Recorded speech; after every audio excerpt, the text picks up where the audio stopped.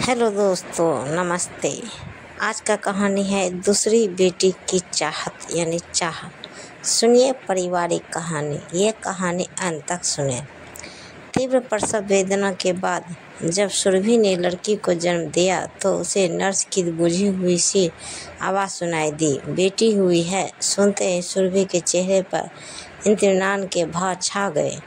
उसे याद आया प्रसव के लिए अस्पताल आते समय पड़ोस की राधा मौसी ने कहा था, एक बेटी तो तुम्हारे पहले ही है, इस बार बेटा लेकर आना। सुरभि मुस्कुरा दी थी। अपने मर्जी से बेटा या बेटी को जन्म देना स्त्री के बस में होता तो उसे इतनी तकलीफ क्यों सहनी पड़ती। और अगर ऐसा हो भी सकता है तो सुरभि बेटे को नहीं बल्कि बेटी को ही जन्म देती। ना जाने हर किसी को लड़के की ही इतनी चाह क्यों होती है। और यह राधा मौसी कितनी छोटी उम्र में विधवा हो गई थी। फिर अपने दो छोटे छोटे लड़कों को पढ़ाने लिखाने व बड़ा करने में अपनी सारी उम्र निकाल दी उन्होंने। लेकिन आज हालात यह है कि इसी शहर में रहते हुए भी दोनों लड़के अपनी पत्नियों के साथ अलग मकान में रहते हैं। इतना कुछ सहने के बाद भी मौसी मुझसे कहती है कि दूसरा लड़का हो जाएगा तो गुंजन का ध्यान रखेगा, तुम्हारे बुढ़ापे का सहारा बनेगा। फिर सुरभि अपने बारे में सोचने लगी। 3 भाइयों की इकलौती लाडली बहन भी वो थे। पिताजी एक जाने माने जज थे, चारों बच्चों को उच्च शिक्षा दिलवाई थी। उन्होंने पढ़ाई के विषय चुनने की बात हो या बच्चों की विवाह की, माँ बाबूजी ने कभी बच्चों पर अपना निर्णय नहीं थोपा। बड़े भैया डॉक्टर बनते ही दुबई चले गए और साल भर बाद ही एक विजातीय लड़की से विवाह कर लिया। अम्मा बाबूजी जाति प्रथा में विश्वास नहीं करते थे, इसलिए उन्होंने भी खुशी खुशी भाभी को बहू का सम्मान दे दिया। भाभी के मायके के सभी लोग दुबई में ही रहते थे, अतः बड़े भैया का भी धीरे धीरे घर आने का उत्साह कम होता गया। पूरे परिवार पर अपना असीम प्यार उड़ने वाले बड़े भैया धीरे धीरे घरवालों के लिए अजनबी होते चले गए। मंझले भैया जब इंजीनियर बने तो 1 साल तो यहीं अपने देश में नौकरी की उन्होंने, लेकिन फिर वह अभी विदेश जाने को उतावले हो उठे। अम्मा ने उनकी पसंद की लड़की से ही उनका विवाह करवाया और विवाह के तुरंत बाद वह भी दुबई चले गए। बड़े भैया ने तो पहले ही घर आना जाना बंद कर दिया था। बस होली दिवाली के समय फ़ोन पर सभी को हालचाल पूछकर घर वालों के प्रति अपना कर्तव्य की इति श्री कर लेते थे। वह अब मंझले भैया भी भाभी के साथ साल में 1 माह की छुट्टी पर भारत आते तो अधिकतर छुट्टियां दूसरे शहर में रहने वाले अपने साले सालियों और ससुराल वालों के साथ ही गुजारते। मुश्किल से मुश्किल 1-2 दिनों के लिए मेहमानों की तरह अपने घर आ पाता। बहुएं तो खैर पराया खून थी, लेकिन अपने दोनों बेटों का ऐसा पर्यापन देखकर अम्मा अंदर से ही अंदर घुटने लगी थी। इसी मानसिक पीड़ा के कारण उन्हें उच्च रक्तचाप के साथ साथ दिल की बीमारी भी हो गई। इसी बीच सुरभि का भी विवाह तय हो गया। दोनों भैया भाभी विवाह से मात्र 2 दिन पहले आए और विवाह समाप्त होते ही चले गए। उनके इस व्यवहार से छोटा भाई राहुल इतना आहत हुआ कि उसने विवाह न करने की ठान ली। विवाह के बाद सुरभि भी अपने गृहस्थी में व्यस्त हो गई और एक प्यारी सी बिटिया की माँ भी बन गई। बाबूजी की सेवानिवृत्त हो गए थे। बेटे बहुओं को स्नेह को तरसती अम्मा को देखकर बाबूजी भी दुखी रहने लगे थे। सबसे छोटे राहुल भैया भी डॉक्टर बनकर स्थानीय अस्पताल में नौकरी करने लगे थे। अम्मा की बीमारी का वास्ता देकर सुरभि और उसके पति सौरभ ने आखिरकार राहुल को भी विवाह के लिए मना ही लिया। अनेक डॉक्टर लड़कियों के प्रस्ताव को अनदेखा कर राहुल ने श्रद्धा जैसी घरेलू लड़की से विवाह किया। सब कुछ ठीक ठाक चल रहा था कि दीपावली पर बड़े भैया का फ़ोन आया। फ़ोन श्रद्धा ने उठाया। उन्होंने श्रद्धा से कहा, राहुल डॉक्टरी पढ़कर भी वहाँ एक मामूली सी सरकारी नौकरी कर रहा है, यहाँ बहुत पैसा है, उसे कहो यहाँ आकर नौकरी करे। तब से श्रद्धा और राहुल में तनातनी रहने लगी। राहुल विदेश नहीं जाना चाहता था और श्रद्धा यहाँ नहीं रहना चाहती थी। घर में काम करने बाई आती थी जो झाड़ू पोछा बर्तन व कपड़े धोने के काम करती। यहाँ तक कि रोटियों भी सेक देती थी। लेकिन श्रद्धा का कहना था कि उसके दोनों जेठ जेठानी विदेश में मौज कर रहे हैं और वह राहुल के माता पिता व उनके रिश्तेदारों की सेवा में पीछे जा रही है।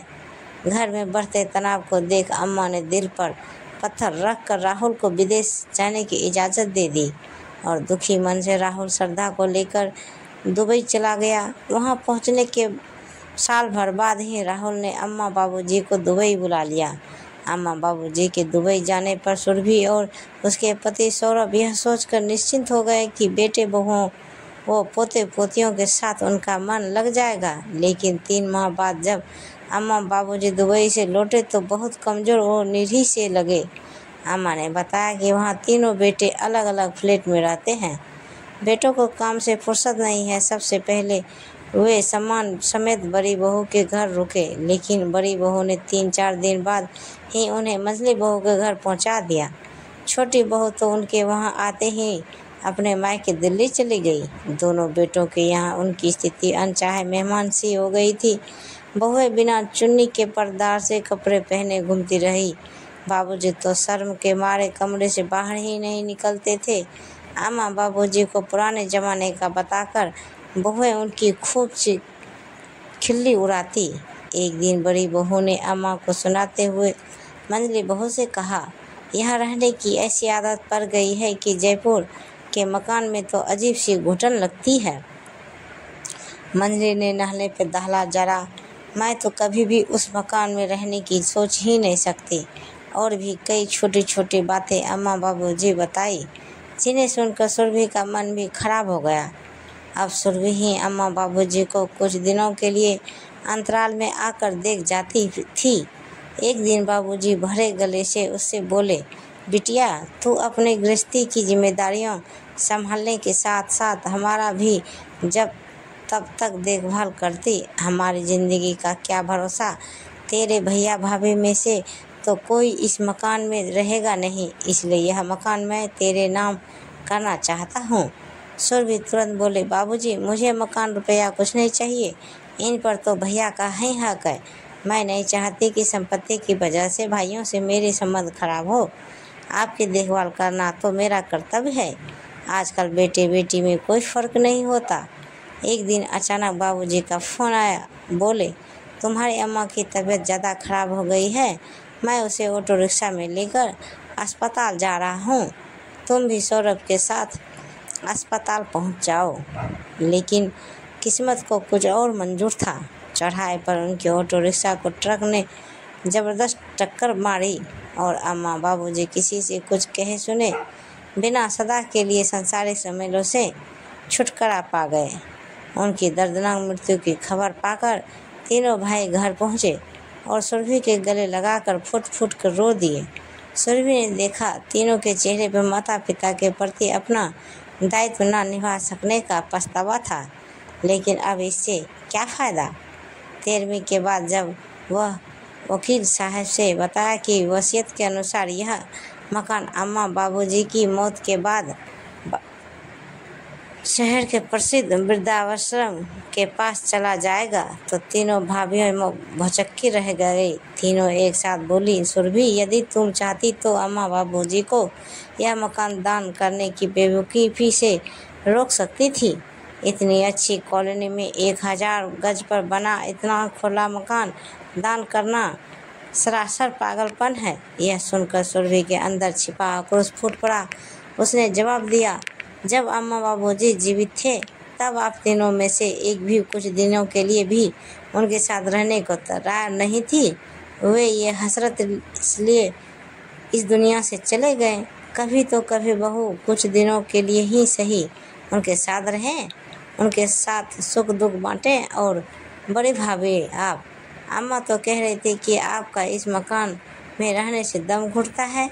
आप लोगों से इस नेक ख्याल को ध्यान में रखते हुए ही उन्होंने इस मकान को वृद्धा आश्रम के लिए दान में दिया। सुरभि के कटु सत्य के सामने भाभियों की जुबान को ताला सा लग गया। तीनों भाई भाभी वापस लौट गए। कितनी पीड़ादायक स्थिति भी यह कि 3 भाई भाभियों को होते हुए भी अम्मा बाबूजी के देहांत के बाद सुरभि का मायके की तरफ से ऐसा कोई व्यक्ति नहीं था जिसके साथ वह अपने जीवन के सुख दुख बांट सके।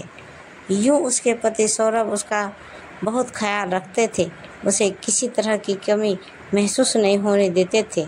एक प्यारी सी बेटी भी थी उसकी, लेकिन फिर भी वह अक्सर सोचती थी कि काश भगवान ने उसे एक बहन दी होती जिससे वह अपने मन की बातें कह सकती। भविष्य में उसकी बेटी गुंजन की स्थिति भी उसकी तरह ना हो जाए, इसलिए सुरभि अपनी दूसरी संतान भी बेटी ही चाहती थी और आज इसकी यह इच्छा पूरी हो गई थी। पुरानी बातें याद करते हुए सुरभि की आंखों से ना जाने कब से आंसू बहते ही जा रहे थे। तभी नर्स की आवाज़ से उसका ध्यान टूटा। वह सुरभि की तरफ इशारा करके दूसरी नर्स से कह रही थी, इस बेचारी को दूसरी बेटी हो गई, देखो तो कैसे जार जार रो रही है। नर्स की बात सुनकर सुरभि मुस्कुरा उठी। उसे मुस्कुराते देख नर्स हैरान रह गई। यह कहानी आपको सबको कैसी लगी दोस्तों, कृपया हमें कमेंट बॉक्स में ज़रूर बताएं। प्रेम से बोली जय माता दी, हर हर महादेव।